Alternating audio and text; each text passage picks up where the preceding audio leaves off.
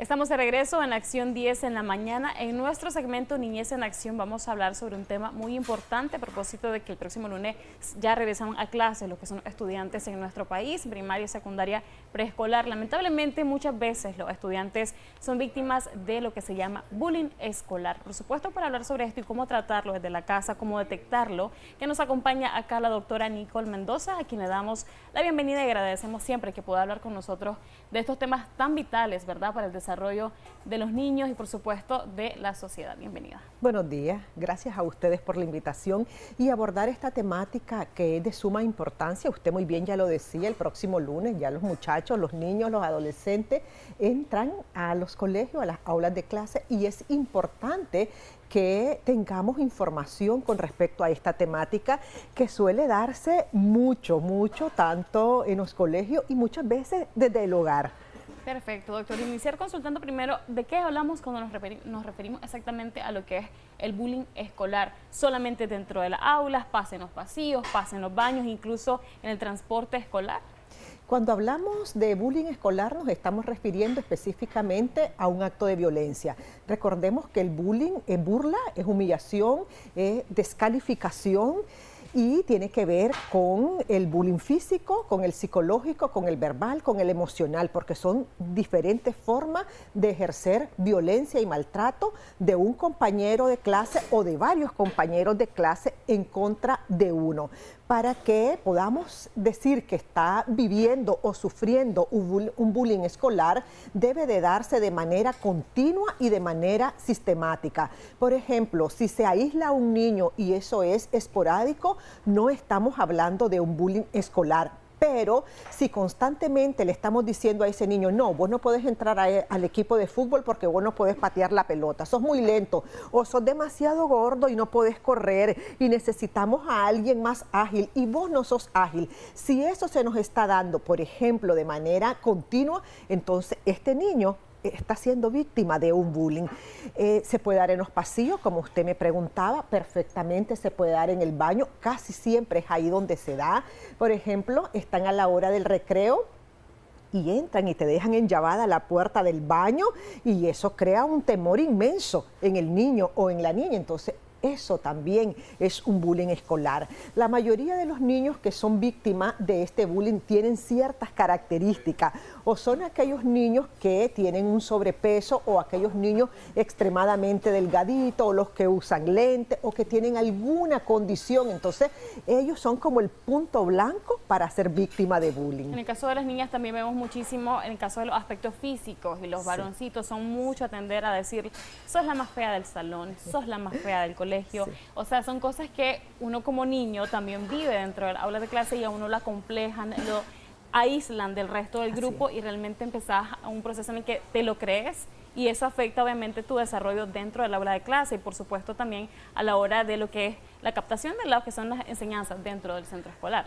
Las afectaciones son inmensas y te pueden dejar traumas para toda la vida y lo digo con mucha propiedad porque yo los atiendo en mis consultas psicológicas a aquellos adolescentes o personas ya jóvenes que me han compartido que han sido víctimas de bullying cuando estaban en la etapa escolar. Entonces, estas consecuencias te van a marcar para toda la vida, Anduriña. Personas que son extremadamente introvertidas y que tienen un temor de hablar con la gente porque piensan que esa persona con la cual vos te vas a relacionar también me va a hacer daño. ¿Y de dónde viene ese concepto? De lo que yo viví, por ejemplo, en la escuela, en mi infancia. Son personas que tienen serios problemas de autoestima, que no se sienten suficientes, que siempre están pidiendo la aprobación del resto de la familia, precisamente porque han sufrido este bullying y máxime si se da en casa. Muchos de ellos son víctimas desde la casa, por ejemplo, que sos muy tonto, mira, no te aprendes las tablas, mira, y es que yo no sé, pero es que yo no tuve hijos burros aquí y vos sí sos un burro. Entonces, ese tipo de mensaje que constantemente mamá, papá o quizás un hermano le está diciendo al niño, ese es un bullying y eso se puede trasladar precisamente al colegio, porque es importante analizar no solamente al niño o a los niños que está siendo víctima de bullying, sino el que lo ejerce. ¿Por qué hace bullying? ¿Por qué está haciendo bullying este niño? ¿Por qué está agrediendo y maltratando a su compañero o a sus compañeros? ¿Será que este niño también fue víctima de su casa también? Exactamente. Entonces, no solamente ver a la personita que está recibiendo ese bullying, sino al agresor también. Casi siempre la mayoría de los niños que ejercen bullying vienen de un ambiente donde no hay estructura, donde las relaciones son disfuncionales, donde la comunicación no es la más efectiva ni la más asertiva. Entonces, y ha sido también víctima de acoso o de abuso, o ha visto que papá y mamá viven en constante violencia. Perfecto, doctora. Recordarle a nuestra audiencia que nosotros estamos a través de Facebook como Canal 10 Nicaragua, para que usted ahí como padre de familia, como tutor, hermano mayor, hermano menor, pueda dejarnos sus comentarios y comentarnos si efectivamente tal vez su familiar, su hijo, su hija, pues tiene algún comportamiento que pudiese estar ligado a este tema del bullying. Y precisamente sobre eso, ¿cómo hacemos nosotros como docente? Porque quizás tal vez hay centros educativos que no tienen una asistencia psicológica. ¿Cómo hacemos como docente para detectar que efectivamente un estudiante no está teniendo un buen rendimiento académico porque está siendo víctima de bullying? ¿Cómo hacemos para evitar que continúe, pues obviamente, ejecutándose esto? Y también, como padre de familia, ¿cómo venís vos y puedes evaluar ese comportamiento que te puede llevar a darte cuenta de que efectivamente sí puedes estar siendo víctima de bullying en el colegio? Siempre presentan señales y es importante hacer caso a esas señales que los niños nos están presentando. Hay quienes se quedan callados por miedo a que te sigan agrediendo. Entonces te dicen, no, yo no le voy a decir a la maestra porque me van a golpear o me van a aislar y yo no quiero que me aíslen. Yo quiero pertenecer siempre a este grupo. Entonces, ¿cómo puede hacer el docente para identificar?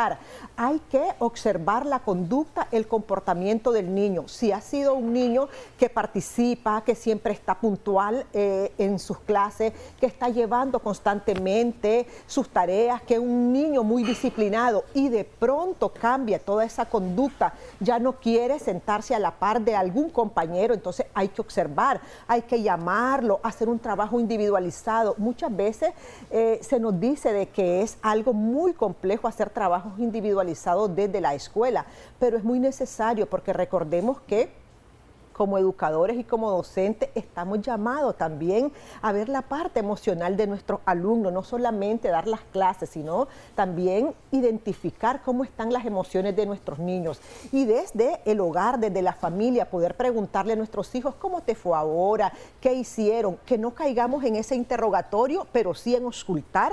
¿Qué ha pasado con mi niño y con mi niña en el colegio? De pronto te dicen, yo ya no quiero ir a la escuela, y se ponen a llorar y comienzan a somatizar y te dice el niño, es que me duele la cabeza, me duele la pancita, yo no quiero ir. Por eso hay a veces deserciones escolares y te dicen, yo no regreso más al colegio, y lloran, se enferman porque muchas veces está ahí el agresor y los niños por ese temor a que mamá, a mí me lo han dicho en la consulta, Anturiña, no, yo no le digo a mamá porque mi mamá va a llegar a pelear y yo no quiero que mamá pelee porque me van a aislar, me van a tratar mal. Entonces, importante que cuidemos también cómo le estamos llegando a nuestros niños, que no interprete mi hijo que es que yo voy a ir a pelearme con la directora o con el profesor. Yo siempre recomiendo, si vamos a ir a revisar estos casos, vayamos con respeto, con educación, llevemos algunas propuestas, pero no nos quedemos callados. Es importante que desde los colegios tengamos encuentros, charlas alrededor de este contenido, porque yo creo que es una de las formas para prevenir este tipo de violencia. Tenemos algunos comentarios y preguntas en nuestra página de Facebook, aparecemos como Canal 10 Nicaragua. Uno de ellos es relacionado a lo que estamos hablando, doctora, y dice, ¿y cuando el docente o director es el que hace el bullying o los docentes no aceptan que hay bullying y no le dan importancia? ¿Qué hacer con respecto a las autoridades que no cumplen con dar esa seguridad dentro del centro escolar? Mire qué linda esa pregunta. Precisamente ayer atendía un caso y me lo preguntaba una mamá. Mire, el año pasado mi hijo no fue víctima de bullying por los alumnos, por sus compañeros, y me decía la mamá, quien se lo hacía era la maestra, porque siempre lo exponía, lo descalificaba. Cuando el niño levantaba y pedía la palabra, la maestra le decía, usted habla demasiado. Entonces, ella ha considerado que su niño recibía bullying por parte de los maestros. Entonces, es importante que nosotros canalicemos de manera amigable, sin llegar a conflictos mayores, pero que lo canalicemos de manera amigable. En los colegios siempre hay una coordinación. Si no resolvemos a esos niveles, podemos elevar llevarlo hasta la dirección para que nos resuelvan el caso. Pero estos casos no tienen por qué quedarse en silencio. Lo importante que también es la comunicación, ¿verdad? Que puedan enseñarle al hijo de que obviamente tenés que expresar cuando algo está pasando, aunque sea el maestro o el director exactamente, porque si existe esa comunicación entre padre e hijo, obviamente nosotros nos vamos a poder enterar como padres que efectivamente está pasando algo y no necesariamente con otro estudiante. Cuando usted le dice a su niño, por ejemplo, papá y mamá estamos aquí para escucharte, para protegerte, cualquier cosa que pueda pasar en la escuela, fuera de ahí, con algún compañero, con alguna maestra, mamá va a estar ahí para resolver y ayudarte. Eso le va a dar confianza al niño. Pero si usted le dice otra cosa, usted no se deje. Si a usted le pegan y usted se deja, ya sabe que aquí yo le doy más duro. Entonces el niño tiene miedo porque dice, yo no le voy a decir a mi mamá porque ella me dijo que me va a pegar más duro. Entonces me callo por eso, por temor, por miedo. Doctora, sobre ese tema eso le iba a consultar, porque a veces hay padres que dicen, no te dejes, si te hace esto, vos también haces esto. ¿Realmente esto es recomendable, doctora? Nosotros no lo recomendamos. Definitivamente la psicología no comulga con actos de violencia desde ninguna índole. Y entonces es algo que nosotros siempre hemos estado reiterando, que una de las mejores formas para resolver este tipo de violencia es a través del diálogo, de la buena comunicación, de poderlo decir en el momento oportuno, con las palabras adecuadas, porque a veces nos callamos y pasan meses y lo decimos hasta final de año, pero lo pudimos haber dicho en el momento. Entonces ya cuando ha pasado demasiado tiempo, entonces te dicen, no es creíble, ¿por qué no me lo dijiste en ese momento? ¿Por qué me lo venís a decir hasta ahorita? Entonces lo vamos a decir en ese momento, se lo vamos a comunicar a nuestro papá, a nuestra mamá, para aquellos niños, aquellos adolescentes que en este momento nos están viendo, nos están escuchando. Es importante siempre hablar, decírselo al maestro, decírselo a un padre o si viven con los abuelitos, al tutor, con quien sea, un adulto con quien usted tenga esa confianza. Tenemos otro comentario acá y dice, mi niño nació sin una orejita, ya este año va a primer nivel de preescolar. Su duda es si ella piensa de que realmente podría ser víctima de bullying, y hablamos ahí en ese caso de las condiciones físicas que a veces tenemos como niños, ¿verdad? Y muchas veces en los colegios los niños se toman de eso para venir también a ejercer ese tipo de violencia psicológica. No podríamos ser categóricos y decir sí, va a ser víctima de bullying, eso no lo podríamos decir. Lo importante es que ella le dé confianza, le dé seguridad a su niño, que independientemente de la condición que tenga, él va a ir al aula de clase tranquilo, que va a encontrar amigos, que va a encontrar una maestra, que le demos esa seguridad que el niño necesita, que él lo escuche, que lo lleve, que esté preguntándole constantemente cómo te sentiste, tenés amigos, cómo te fue ahora, te gusta tu colegio, qué hicieron. Los padres tienen que estar integrados. Lo que pasa es que muchas veces por el día a día y trabajamos quizás fuera de casa, entonces a veces delegamos esas responsabilidades que son nuestras, se las delegamos al asistente del hogar, por ejemplo, cuando no le corresponde a ella. Entonces no nos damos cuenta si nuestros niños están siendo víctimas o no de este bullying. Sus últimas recomendaciones, doctora, sobre este tema tan importante y a propósito de este regreso a clase. Ya miramos este comentario de alguien que va a iniciar en lo que es preescolar, por ejemplo. En principio, que desde casa vayamos dándole a nuestros niños valores morales, valores éticos, sociales, porque yo creo que ahí está la clave. Cuando nosotros les transferimos a nuestros hijos esos valores de la solidaridad, de la empatía, de la honestidad, de la responsabilidad, del buen vivir, del compartir, entonces creo que eso nos va a ayudar muchísimo una vez que estemos con nuestros compañeros y que seamos sensibles ante las situaciones de los otros niños. Hablarle a nuestros niños que nos vamos a encontrar